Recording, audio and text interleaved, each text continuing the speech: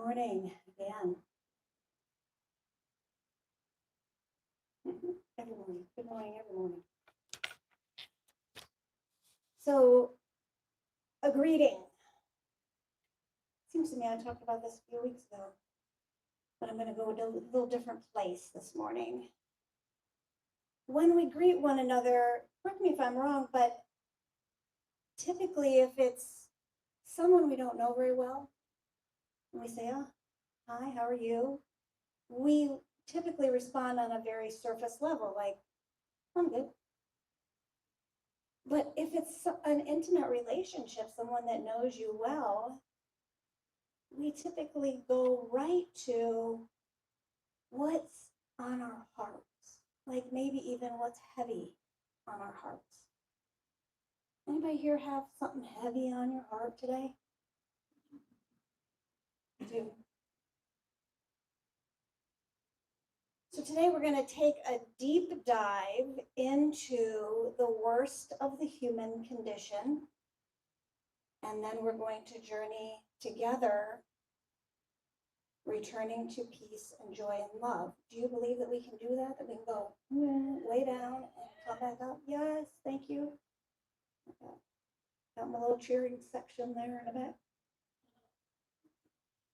Many of you have heard us talk over the years about our dog Sam, who was homeless on the street, and a dear friend scooped him up one day and brought him to us. He was a gift for my ordination. So this was 2014. Yeah, and so he is now, that makes him, well, with us 12 years, but they said he was a year when we got him. That year must have been pretty difficult for Sam, because even today, if I go to touch him and he doesn't know, he doesn't see that I'm going to touch him, he becomes startled. And when I go to pet him, he'll even wince a little bit. This is 12 years later, 12 years in a safe home, a safe and loving home. So if that's possible for an animal like Sam, isn't that possible for the human animal as well? That we might have some pretty deep wounds, that even if, and I'm the first one to say, oh yeah, I've gone into that stuff in therapy many times. And in fact, I shared with the group recently that I just decided to go back into therapy.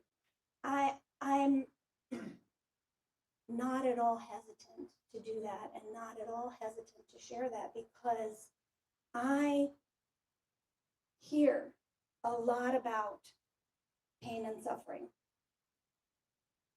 And so there are places to get support for that. And I hope that you take advantage of that. When we're here, we're talking mostly, in fact, if you say to the average person, I'm really struggling, I'm having a hard time with this, that, or the other thing, they might say, oh, that's really awful. And a unity person might say, you know what, I see that really turning around for you, and I see that going well for you in the future. I really count on you all to do that. It doesn't mean, and I'm not spiritually bypassing here. I'm not just whitewashing.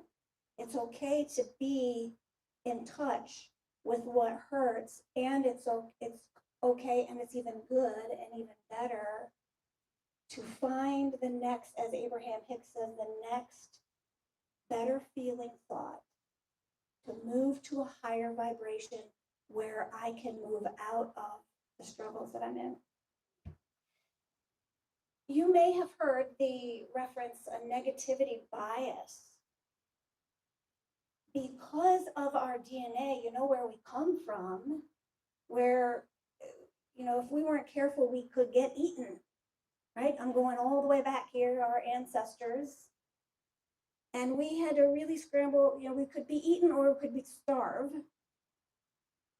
So there's a reason in our DNA why we have a tendency to be fearful and to be anxious even. So there's been research done about the negativity bias, and it indicates that we tend to pay more attention to negative events than positive ones. And it may have something to do with that's the ones that are talked about the most too. If you turn on the television, it's all negative. I'm not telling you anything new there. We tend to learn more from negative experiences. And we tend to make decisions based on negative information more than positive information. So what is heavy on my heart today, and typically I will work that kind of stuff into a talk, and I don't do it for personal reasons. I do it because I know that there'll be something in it that you can relate to. Years ago, my parents had a best friend who committed suicide. And at that time, you know how we're still making those references of like, at that time, because there's an expectation that things are better now. So he thought that the only way out was to not tell anyone and to go to a police station and in the parking lot shoot himself. So I'm sorry, that's not a nice thing to hear. Trust me though, we're gonna move out of it. We found out later that he had severe emphysema.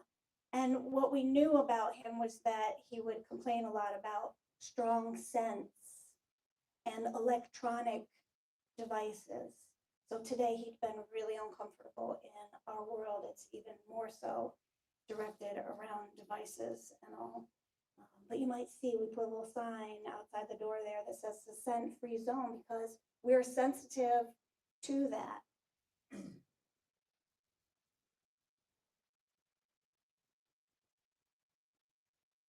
So at the time, I remember we all went through extreme sadness and even anger because he had a note on him that said that the people that found him were supposed to call my parents, and my parents were supposed to tell his wife. And I remember being upset about that he would put my parents through that. So there's a lot of negativity around suicide. And now fast forward to another 15, 20 years. And my dad passed a few years ago, and leading up to his passing, he was mentally declining and he was physically declining to the point where he did end up qualifying to be in hospice. But we had many talks where he said, I want to go to one of those states where you can be assisted in dying. Well, I think we didn't really understand that as long as you qualify for hospice, they will help you do that. That's what they do. They help you leave in your own time. Yeah. As long as you qualify. And qualifying, though, means that you need to have some kind of an illness, a diagnosis with an illness, that it's likely that you could pass anyway in the next 6 months. Right? That's the only way you can. So thankfully for my dad, everything sort of came to a head. He was in hospice. They helped him pass over. Recently, we have a friend, a very dear friend, who is now very, very late in age and in a very uncomfortable body, doesn't qualify for hospice. And we are in one of the states, I think I have this set up here. I don't know how well you can see that, but the states there on the national map, the light blue, those are the states where it is legal to have what they call, there are different names for it, but there's suicide, and then there's assisted suicide, and then there's the right to die or death with dignity. So there's a whole movement working on legislation. So just those light blue places right now. And then these are the states that are considering with legislature to open up to some form of assisted suicide. So I have a very strong belief, and maybe you do too, and maybe your belief is very different. And so just know that I'm not here to preach what is right or wrong. I'm only here to share what's on my heart. So it's hard as we support our friend for him to not be in one of those safe states. He's in this state. And so he's a very, very, very smart person. And he found a way that he could plan to end his life in a very nonviolent, actually beautiful, peaceful way. But when the people in charge found out, they put him in, essentially into an institute where they're evaluating him. And we sort of saw this coming. We, of course, wished that it wouldn't, because I can't believe this minister is standing up here and saying it's okay for somebody to commit suicide. No.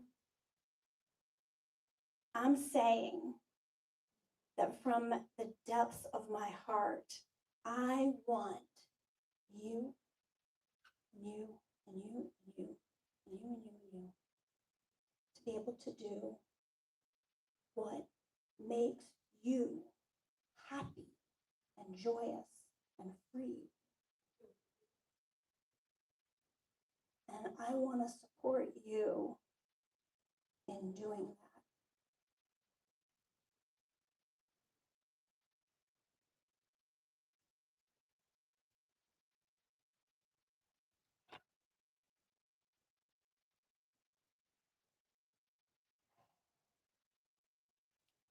So I want to move us now through this, because there is a way that we can have difficult experiences in our lives and be heavy on our hearts and still be active and move out of that. And so that's what I want to talk about today for what's left of our time in this talk together, the Golden Key, which I'm sure many of you have heard of, and that's why you have these lovely keys on your chairs, and they're not expensive at all. They're about 25 cents a piece on Amazon.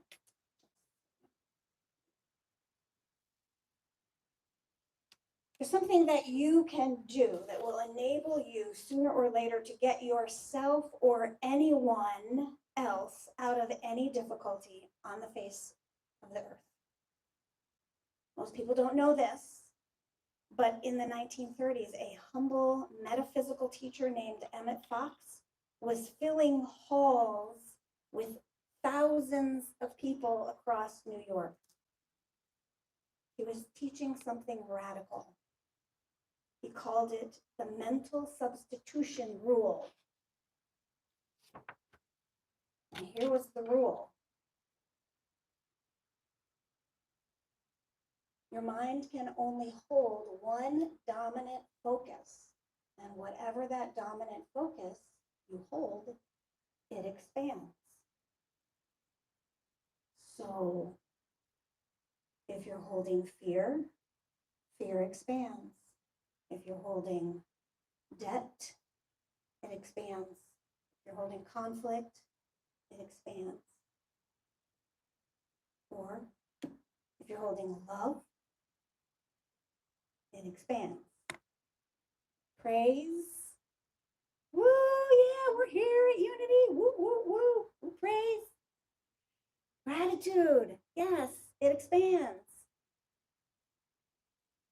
So this simple rule was a solution so simple that people doubted it could work.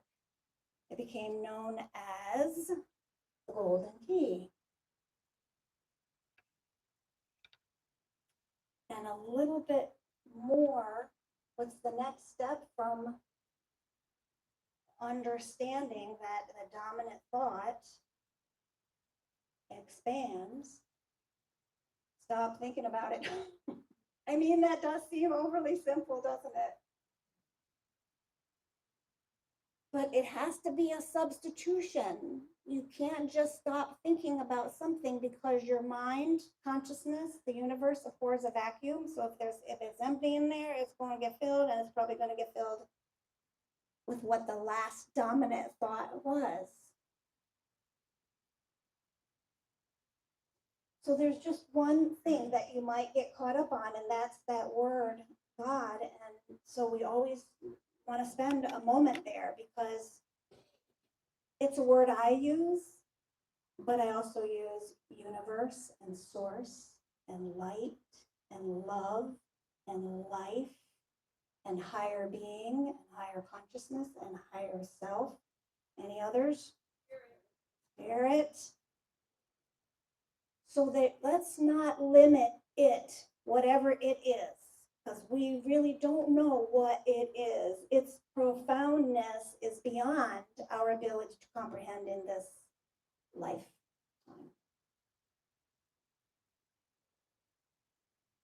So just like Google in our lifetime was a noun and then it became a verb, you now Google something. The golden key was a noun, and then we learned we could golden key something, and it became a verb. Thousands swore it transformed their lives from chaos to calm, from scarcity to clarity, from fear to inner stability. A woman owned a book that was very precious to her.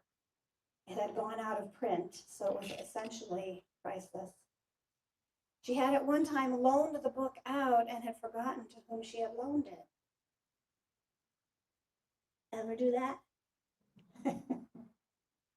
She decided to golden key the book, so she began to say, God is in my book. God is in the writings of my book. God is in the cover of the book. God is in my name, which I have written on the book. God is in the person who has my book. This woman associated everything with the power and presence of God. I am one with the mind and heart of God, and so is the person who is in possession of my book.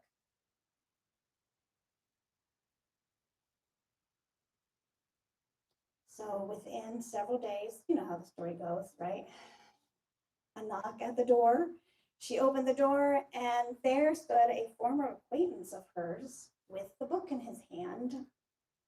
He explained that his military family had moved out of town unexpectedly and that they had recently had an inspiration to return to town for a visit, and he remembered to bring the book back.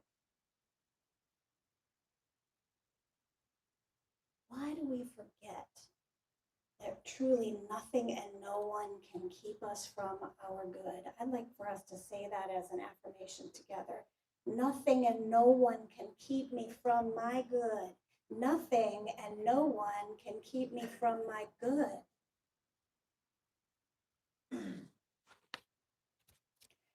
So when Barry and I met in 2005 at Unity Village, we were both, didn't know each other at the time, but we were both high on golden keying everything. So it may have been one of those things, we were on the same vibration. The vibrations attracted one another. And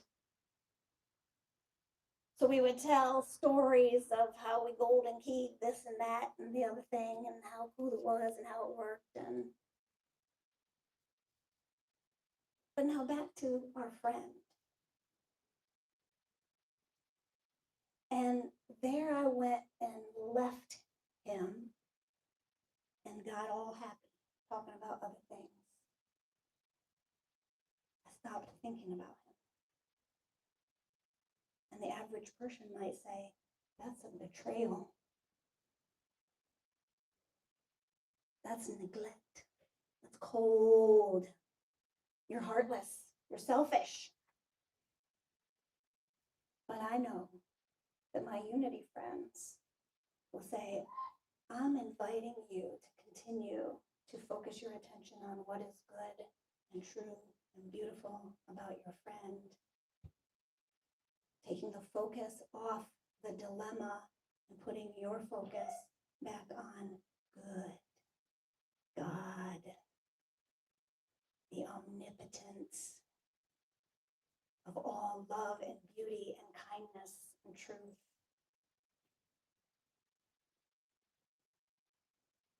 So there is something you can do that will enable you sooner or later to get yourself or anyone else out of any difficulty on the face of the earth.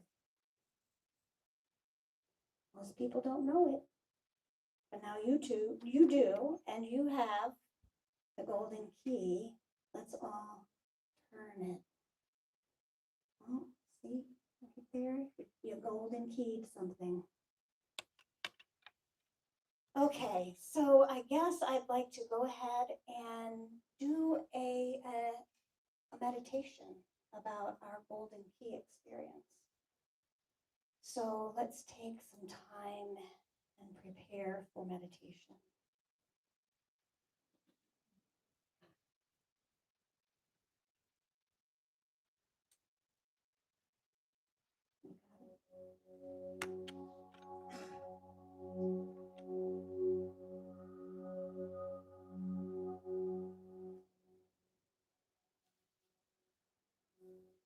I heard somebody take a nice deep breath. Let's do that. That's, so many of us in our practice of meditation, we sort of do things without even thinking about it. That preparation that brings us to a sense of relaxation, and sort of letting our body know that we're going to be still now and quiet. So just a natural breath and knowing that whatever we're doing, we practice being gentle with ourselves. So any thoughts that creep in about not doing it right or I can't do it, we close the door on them. We golden key them. And instead we just allow ourselves to be together in this space. It's quiet now here. And sometimes as soon as we become still and quiet, the mind gets really chattery and busy. And that's okay, because that's just what it does. But we can turn our attention away from the chatter and to a point of focus. And isn't that what we've been talking about the whole time? Our ability to shift, our ability to substitute one point of attention for another that is healthier and more expansive and more attuned and aligned with the truth of who we are and anyone else we are holding in consciousness.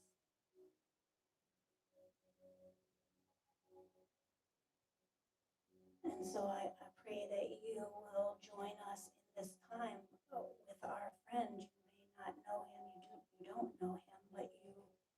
and still hold him with us in that beautiful light of knowing his freedom and his joy and his full self-determination. And when we do that, we are affirming it for ourselves as well. I affirm for you freedom and self-determination and knowing that you're surrounded by pure white light, that only good comes to you and only good comes from you.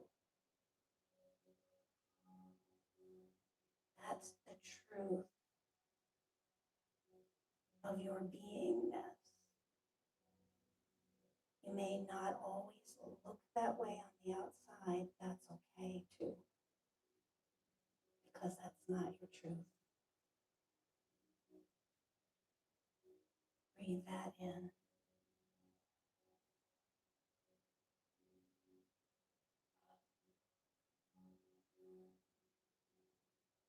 You are such an amazing, courageous, eternal being. So amazing.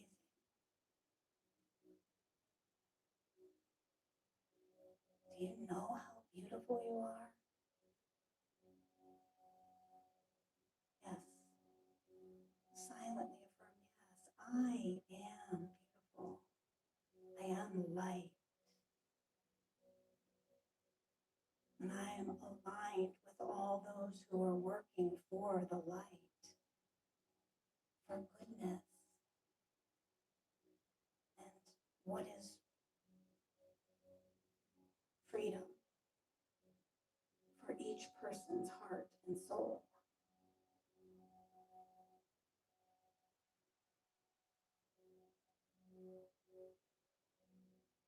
So you may have had similar experiences or any experience which has taken you into the depths, sadness, grief, fear, even anger, and you have come back out. And you always do. And you always will.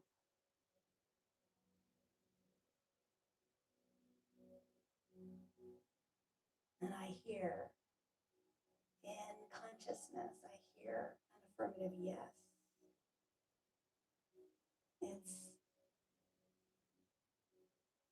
powerful and it's expansive and it covers all things that look mean and hateful and ugly to our hearts.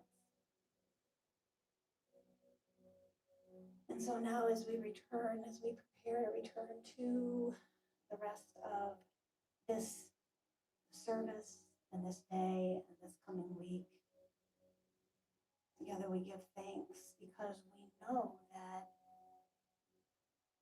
whatever we want from this morning, we can keep, and whatever we don't want, we can leave behind. Boom. So